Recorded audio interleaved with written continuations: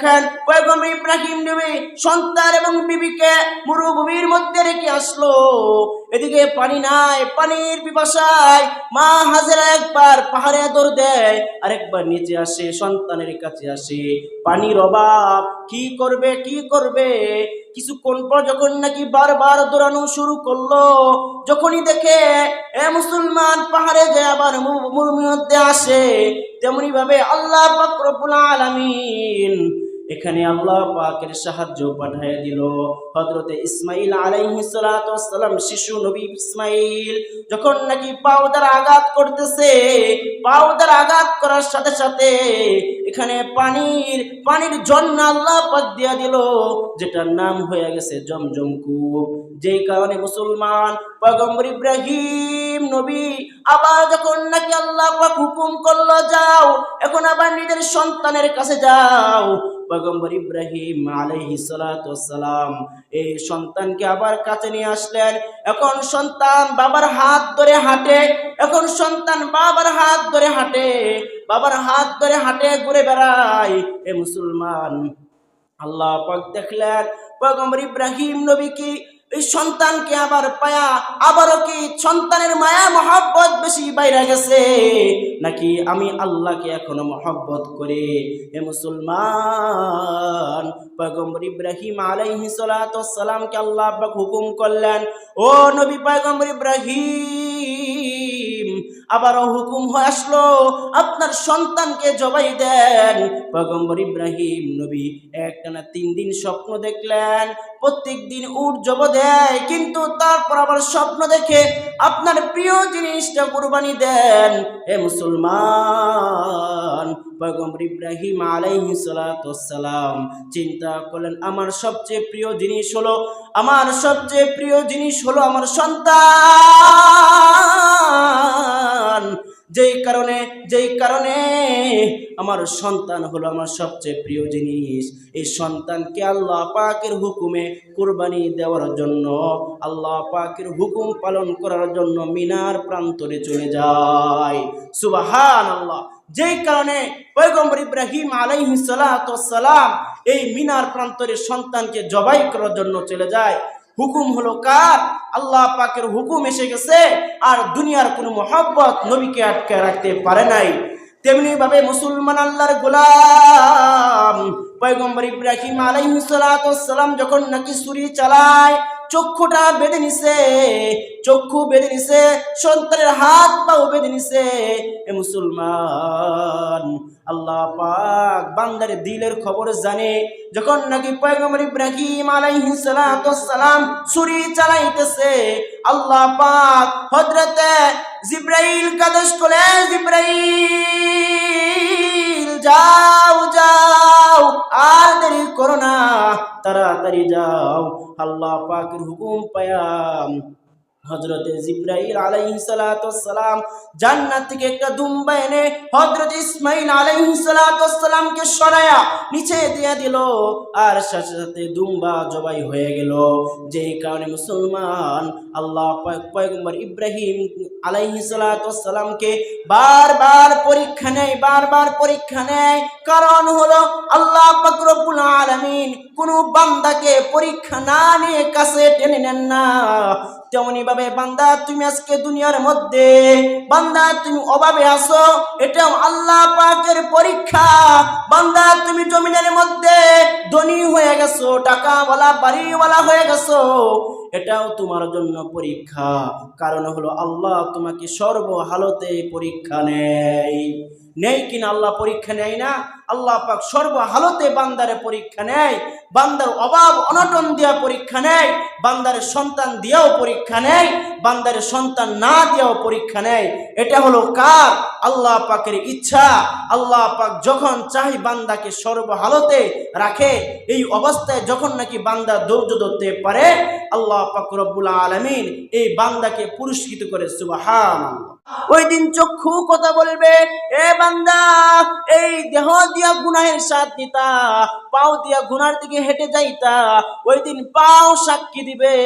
যেই জমিনের মধ্যে থেকে বান্দা তুমি গুনাহ করছো, আল্লাহর হুকুম মানো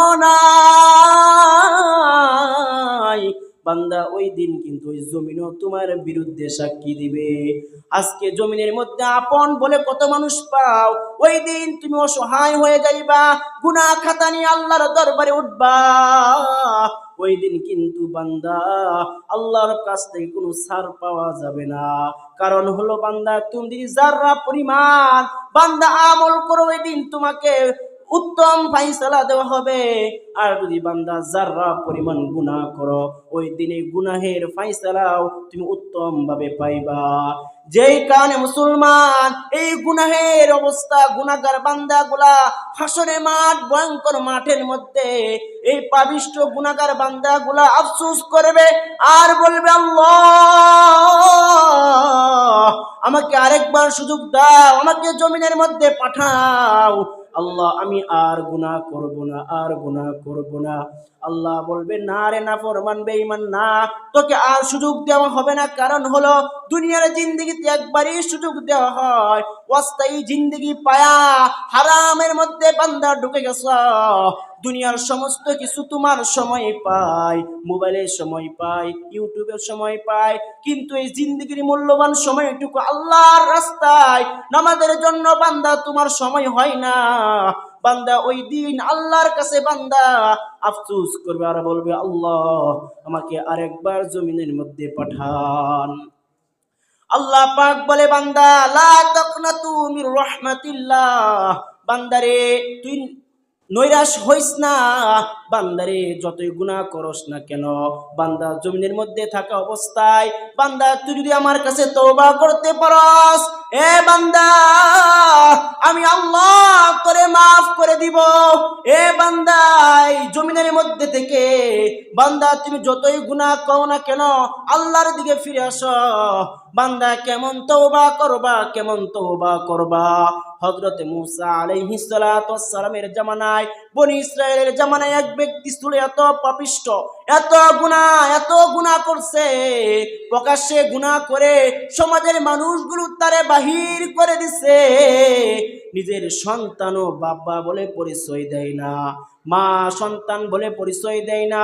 সমাজের মানুষগুলা ওই পাপিষ্ঠ ব্যক্তিকে বাহির করে দিছে। পয়গম্বর মূসা কালিমুল্লাহর জামানা, পয়গম্বর মূসা আলাইহিস সালাতু ওয়াস সালামের সময় সমস্ত মানুষগুলা তাকে গুরুত্ব থেকে বাহির করে দিছে, সমাজ থেকে বাহির করে দিছে। ওই ব্যক্তি কোনো স্থানে জায়গা না পায়া সবচেয়ে উঁচু পাহাড়ে উঠছে, আল্লাহ পাকের সেজদায় লুটায়া পড়ছে আর বলে, আল্লাহ সমস্ত মানুষগুলা আমারে তাড়া দিছে, আমার মাও আমাকে তাড়া দিছে, আমার বাবাও আমাকে তাড়া দিছে, আল্লাহ তুমি তো আমাকে তাড়া দেও নাই। ও মালিক, আমি এত গুনাহ করছি, আমি এত পাপিষ্ঠ বান্দা, আল্লাহ তোমার নাম তো রহিম, আল্লাহ তোমার নাম তো রহমান। এই বলে আল্লাহর কাছে বারবার সিজদায় পড়ে চোখের পানি ফালায়, বলে, আল্লাহ গুনাহ করার কারণে আমার সমস্ত আপন মানুষগুলো আমারে দূরে ঠেলে দিছে, কিন্তু আল্লাহ তুমি তো আমাকে দূরে ঠেলে দেও নাই, আল্লাহ তুমি আমারে মাফ করিয়া দাও। এই বলে বান্দা কান্দে, কান্দতে কান্দতে বান্দাটা এখানেই আল্লাহ পাক বান্দার জানটা নিয়ে নিছে, বান্দার মৃত্যু হয়ে গেছে। পয়গম্বর মূসা কালিমুল্লাহ স্বপ্নে দেখে আল্লাহ পাক রব্বুল আলামিন মূসা নবীরে দেখায়, ও পয়গম্বর মূসা যাও যাও ওই পাহাড়ের মধ্যে যাও, গিয়ে দেখো এক ব্যক্তি আছে যে নাকি আমার বন্ধু। পয়গম্বর ইব্রাহিম নবী সমস্ত মানুষগুলা নিয়ে পাহাড়ে গেছে, গিয়ে দেখে এই ব্যক্তি তো সেই ব্যক্তি যেই ব্যক্তিকে তারা সমাজ থেকে বাহির করে দিছে। পয়গম্বর ইব্রাহিম, পয়গম্বর মূসা কালিমুল্লাহ আল্লাহকে আবার প্রশ্ন করলো, আল্লাহ এই ব্যক্তি তো সেই ব্যক্তি যেই ব্যক্তিকে আমরা গুনাহের করার কারণে এত পরিমাণে অন্যায়, এত পরিমাণে বেবিচার জুলুম করছে, যেই কারণে তাকে সমাজ থেকে বাহির করে দেওয়া হয়েছে। পয়গম্বর মূসার উত্তর আল্লাহ বলে, তোমরা তাকে গুনাহ করার কারণে সমাজ থেকে বাহির করে দিছ, কিন্তু আমি আল্লাহ তো রহমান, আমি আল্লাহ রহিম, আমি আল্লাহ গফফার, আমি আল্লাহ সাত্তার। তোমরা সবাই দূর দূর করে তাড়া দিছ, কিন্তু আমি তো আমার বান্দাকে দূর দূর করে তাড়া দেই নাই। আমার বান্দা যতই গুনাহ করুক না কেন, বান্দা যখন নাকি চোখের পানি ফালায়া আমার কাছে তওবা করছে, সাথে সাথে আমি আল্লাহ ওই বান্দার জিন্দেগীর সমস্ত গুনাহগুলো মাফ করে দিয়েছি। সুবহানাল্লাহ। বান্দা গুনাহ করো না কেন, ফিরে এসো আল্লাহর দিকে। আল্লাহ তোমাকে বারবার ডাকতেছে, বলতেছে বান্দা আসো তওবা করো, চোখের পানি ফালায়া তওবা করো, আমার কাছে চাও, আমি আল্লাহ তোমারে মাফ করে দিব। সুবহানাল্লাহ। এই জন্য বান্দা যত গুনাহগার হও না কেন, আল্লাহ পাক কিন্তু বান্দা তোমারে সবচেয়ে বেশি মহব্বত করে। দুনিয়ার ভাই, দুনিয়ার বন্ধু, দুনিয়ার সন্তান, দুনিয়ার বিবি তোমারে মহব্বত করে না, একমাত্র আল্লাহ আমার তোমার আপন, ঠিক কিনা? এই জন্য বান্দা, আল্লাহ আমার রব, এই রবই আমার সব, আল্লাহ ছাড়া আর কেউ আমাকে আপনাকে বেশি মহব্বত করে না। এই জন্য বান্দা এখনো সময় আছে, বান্দা মসজিদে চলে আসো, বান্দা তওবা করো, নামাজে এসো, বান্দা তওবা করো, আল্লাহর কাছে গুনাহের প্রতি অনুতপ্ত হয়ে চোখের পানি ফালায়া বান্দা তওবা করে দেখবা, আল্লাহ পাক মাফ করে দিবেন। সুবহানাল্লাহ। এই জন্য মুসলমান, আল্লাহ পাক শুধু মুসলমানকে নয়, একজন নাফরমান বেঈমান কাফেরকেও আল্লাহ পাক মহব্বত করে। কেমন মহব্বত করে? যদি আল্লাহ পাক দয়া না করত, কোন নাফর বেঈমান এই কাফের মুশরিকেরা এক মুঠ খাবার খেতে পারতো না। বান্দা তাকায় দেখো, হযরত পয়গম্বর ইব্রাহিম নবীর একটা অভ্যাস ছিল, প্রতিবেলা তিনি মেহমান না নিয়ে খাবার খাইতেন না। পয়গম্বর ইব্রাহিম নবী একদিন দাঁড়ায় আছে, সময় চলে যাইতেছে, কোন মেহমান পায় না।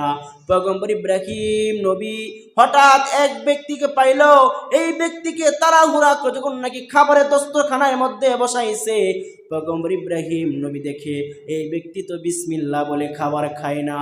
পয়গম্বর ইব্রাহিম নবী পাগল হয়ে গেছে, বলে হে তুমি খাবার বন্ধ করো, তুমি আল্লাহর দেওয়া রিজিক খাইতেছ, আর তুমি আল্লাহ পাকের নাম বলে শুরু করলা না। পয়গম্বর ইব্রাহিম বলে তুমি খাবার খাইতেছো, আল্লাহর নাম দিলে না, যাও যাও, তোমারে আমি খাবার খাওয়াবো না। এই ব্যক্তিরা চলে গেছে, এদিকে আল্লাহ পাক ওহী নাজিল করে দিছে, ও নবী ইব্রাহিম, আগুন পূজারী হওয়ার কারণে তুমি তারে খাবার দিলা না, 80 বছর আমি তারে খাওয়াইলাম, তুমি এক বেলা তারে খাওয়াইতে পারলা না। হে মুসলমান, আল্লাহ পাক বান্দারে এত মহব্বত করে, আল্লাহ পাক সৃষ্টি জীবকে তো মহব্বত করে। বান্দা তুমি কাফের মুশরিক বেঈমান যেই হোক না কেন, আল্লাহ পাক তাকে ঠিক মতো রিজিক পৌঁছাইতেছে। পয়গম্বর ইব্রাহিম নবী পাগল হয়ে গেছে, খুঁজে আর এই ব্যক্তিরে খুঁজে পাই না। হে মুসলমান, আল্লাহ পাকের এত দয়া, আল্লাহ পাক প্রত্যেকটা মানুষকে রিজিকের দরজা আল্লাহ পাক খুলে রাখছে। বান্দারে পয়গম্বর ইব্রাহিম আলাইহিস সালাতু ওয়াস সালাম তারপরে মুসলমান আর কোন মানুষ বাছাই করতো না, যাকে পাইতো তাকে নিয়ে মেহমানদারি করতো। আল্লাহ পাক জানায়, ও নবী, আমি 80 বছর তারে খাওয়াইলাম আর আপনি এক বেলা খাওয়াইতে পারলেন না।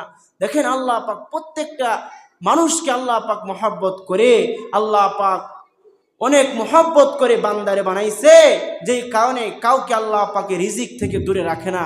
যেই কারণে বলতেছিলাম, আল্লাহ পাক যেমন মহব্বত করে, আল্লাহ পাকের আযাবও তেমন বড়। যখন নাকি বান্দাগুলা জাহান্নামে যাবে, আল্লাহ পাক রব্বুল আলামিন এই বান্দাগুলারে কঠিনতম জাহান্নামে গ্রেফতার করা হবে। কারণ এই দুনিয়া হলো বান্দা, এই দুনিয়া হলো হায়াতের জিন্দেগি, পরীক্ষার জিন্দেগি। বান্দা পরীক্ষা দিবা, পরীক্ষা দেওয়ার জায়গা, পরীক্ষা দিবা। হাসরের মাঠ হলো বান্দা ফলাফল বুক করার মাঠ। যেই কারণে বান্দা এই দুনিয়ার জিন্দেগি পায়া, হায়াতের জিন্দেগি পায়া, বান্দা তুমি এমন করো না, দুনিয়ার মানুষকে ঠকায়ও না। আজকে তুমি মানুষের সম্পদ আত্মসাৎ করতেছ, আল্লাহ পাকের ভয় ঢুকাও। ইয়া আইয়ুহাল্লাযীনা আমানুত্তাকুল্লাহ, বান্দা আল্লাহকে ভয় করো। আল্লাহ যখন ধরবে, কঠিনভাবে ধরবে। আল্লাহ কাউকে ছাড় দেয় না। এ মুসলমান তাকায় দেখো, বান্দা তুমি ক্ষমতা পাইছো, ক্ষমতা পায়া ক্ষমতার বাহাদুরি হয়ে গেছো, তুমি আল্লাহকে ধরাকে বান্দা ধরা জ্ঞানকে বান্দা সোয়া জ্ঞান মনে করো নাই। তোমাকে আল্লাহ পাক অল্প একটু দিছে, এটা পায়া তুমি যে অবস্থা করতেছ। আর ফেরাউন নমরুদ তারাও তো ক্ষমতা পাইছিল, তারাও টিকে থাকতে পারে নাই। যে কারণে এই দুনিয়ার জিন্দিগি হলো অস্থায়ী জিন্দিগি। এই জিন্দিগির মধ্যে যতই ক্ষমতা যতই বাহাদুরি থাকুক, এই জিন্দিগির মধ্যে বান্দা তোমার আসল জিন্দিগি না। আসল জিন্দিগি তো আমাদের হলো এই আখিরাত। আখিরাত আমাদের উদ্দেশ্য। আল্লাহ পাক আমাদের প্রত্যেককেই যেন যেই কথাগুলো বললাম শুনলাম এই হায়াত নামক জিন্দিগির মধ্যে আল্লাহ পাক যেন আমাদেরকে আমল করার তৌফিক দানকে বলেন আমিন। ও তুই এই দুনিয়ার মায়ায় পড়ে, ও তুই এই দুনিয়ার মায়ায় পড়ে করছিস কত বাহানা। এই যে নয় তোর আসল বাড়ি, কবর যে তোর আসল ঠিকানা। ঠিক কিনা? এই যে নয় তোর আসল বাড়ি, কবর যে তোর আসল ঠিক কিনা? ভাই বেরাদার যারাই ছিল একে একে চলে গেল। ভাই বেরাদার যারাই ছিল একে একে চলে গেল। আমি তুমি কেউ রব না, আমি তুমি কেউ রব না, দিতে হবে যে রওয়ানা। এই যে নয় তোর আসল বাড়ি, কবর যে তোর আসল ঠিকানা। ঠিক কিনা বলেন? এই জন্য কবর হলো আমার আপনার আসল ঠিকানা, এই দুনিয়া কিছুই না। আল্লাহ পাক যেন আমাদের প্রত্যেককে আমল করার তৌফিক দান করেন আমিন।